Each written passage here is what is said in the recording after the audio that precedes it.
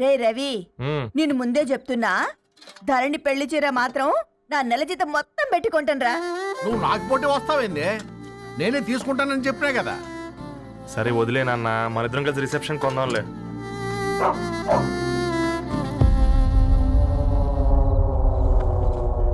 అయ్యో బాబు మీరా? ఓ, పర్లేదు, లోపల రండి. ప్లీజ్, కింద ప్లీజ్ మర్చిపో. కమ్. పాపం మీరా? ఆ, అంకుల్. రండి రండి రండి రండి. రండి బాబు రండి, కూర్చోండి కూర్చోండి కూర్చోండి.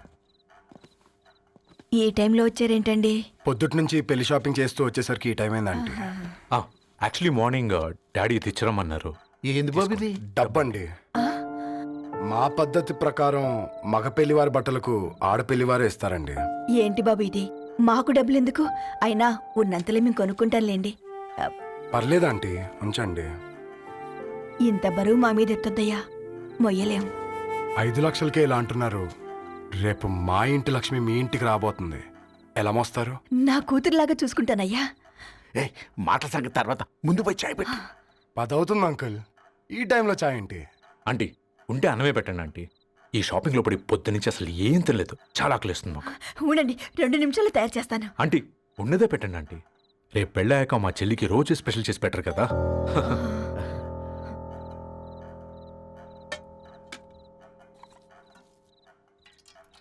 Uncle water.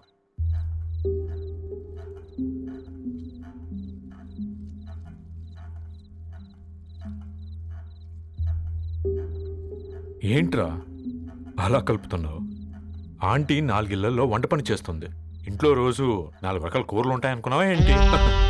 కమా తిను.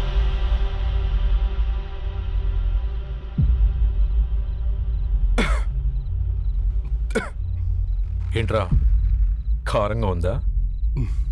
కూర ఎక్కువ తినకూడదని కారం ఎక్కువ వేసుకుంటారులేరా. కమా.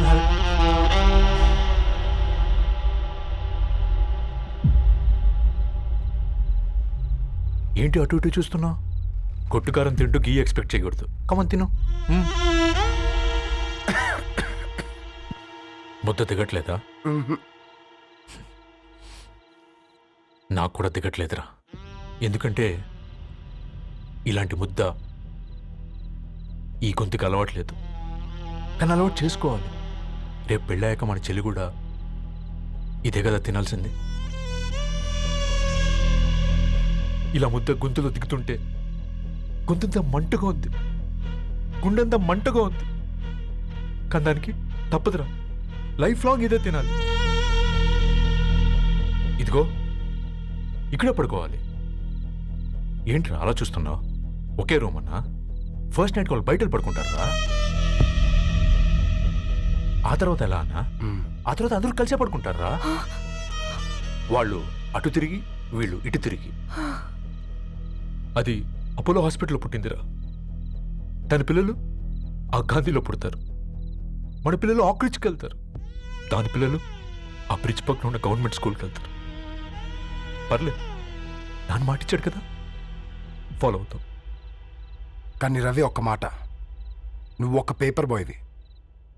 నీకే ఒక చెల్లుంటే తనొక చిత్తు కాగితాలు ఏరుకునేవాడిని ప్రేమిస్తే పర్వాలేదులే, ఇద్దరూ కలిసి కాలనీలో చిత్తు కాగితాలు ఏరుకుంటారులే అని పెళ్లి చేస్తావా?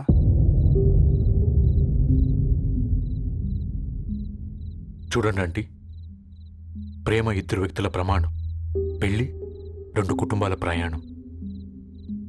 ఆ ప్రయాణంలో మంచికి చెడుకి మీ ఇంటికి వస్తే ఇలా నట్టింట్లోకి షూలు వేసుకుని వస్తాం.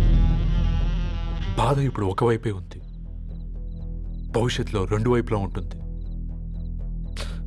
4 ఇళ్లలో పని చేసుకునేవారు గద్వాల్ రెడ్డి వారి ఆహ్వాన పత్రిక ఇప్పుడు ఇక మీ చేతుల్లో ఉంది.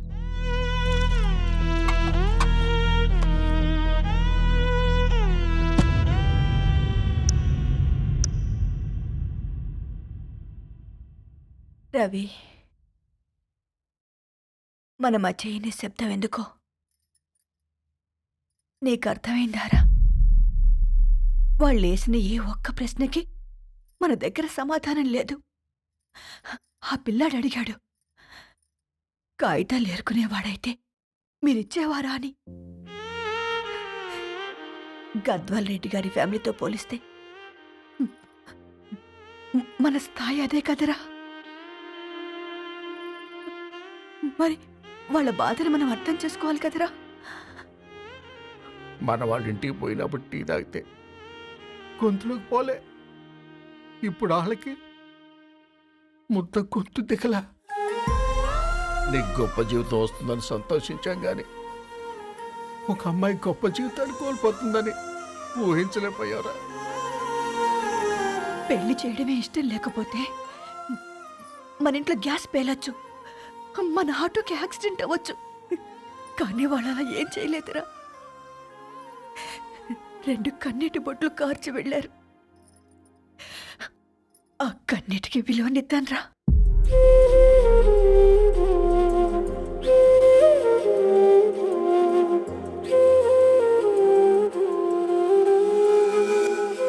అమ్మ మాటలు నిజం అనిపించాయి.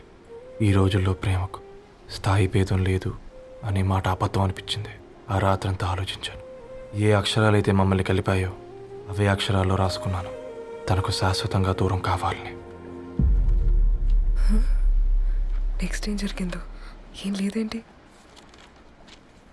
తర్వాత ఏమై ఉంటుంది? పిచ్చోడ్లా ఉన్నాడేంటి? శాశ్వతంగా దూరం కావడం ఏంటి? అతను అక్కడ రాసిన డైరీ ఇక్కడికి ఎలా వచ్చింది? Oh my God, something has gone wrong. అసలు ఏం జరిగిందో తెలుసుకోవాలి. మనం అర్జెంట్గా హైదరాబాద్ వెళ్ళాలి.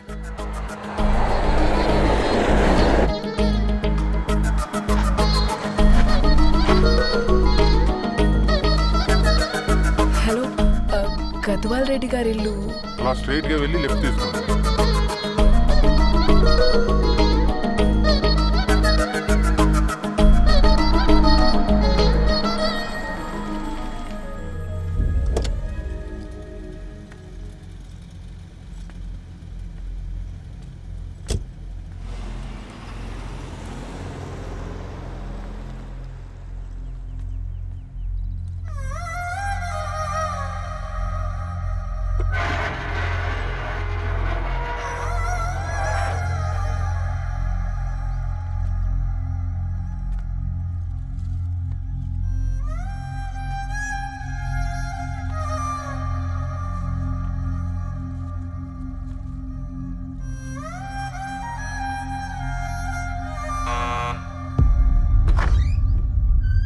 ఆంటీ, ఎవరమ్మా? నేను ధరణి ఫ్రెండ్ని. లోపలికి రండి.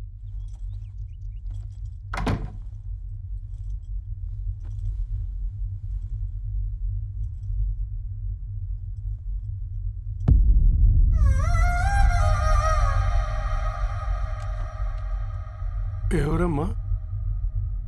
ధరణి వాళ్ళ ఫ్రెండ్స్ అట. రా బేటా, కూర్చో. మంచినీళ్ళు తీసుకొస్తాను. ఆంటీ, వాటర్ వద్దా ఆంటీ? ఒకసారి ధరణిని పిలుస్తారా?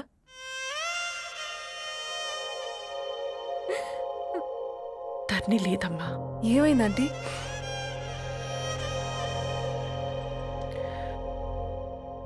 వాళ్ళ అన్నలు దాని మీద ప్రేమతో చేయకుండా పని చేశారు. అది మాకు వేయకుండా శిక్ష వేసింది. వెళ్ళిపోయింది, ఇంట్లో నుంచి వెళ్ళిపోయింది. ఊరుకోండి ఆంటీ, నేను వచ్చి బాధ పెట్టాను. పర్వాలేదమ్మా, బాధ మాలో భాగమైపోయింది. ధరణి ఎక్కడుందా ఆంటీ?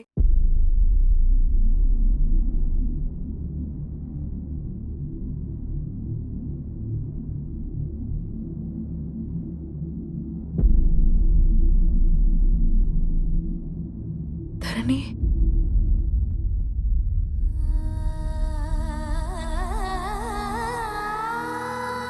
ధరణి, మీరు? నా పేరు మేఘ, ముంబై నుంచి వచ్చాను. మీరిక్కడున్నారంటే రవి? మీకు రవి తెలుసా? నాకు మీ గురించి కూడా మొత్తం తెలుసు. ఎలా? రవి రాసుకున్న ఈ అక్షరాల ద్వారా. ఇది రవి డైరీ మీకెక్కడ దొరికింది?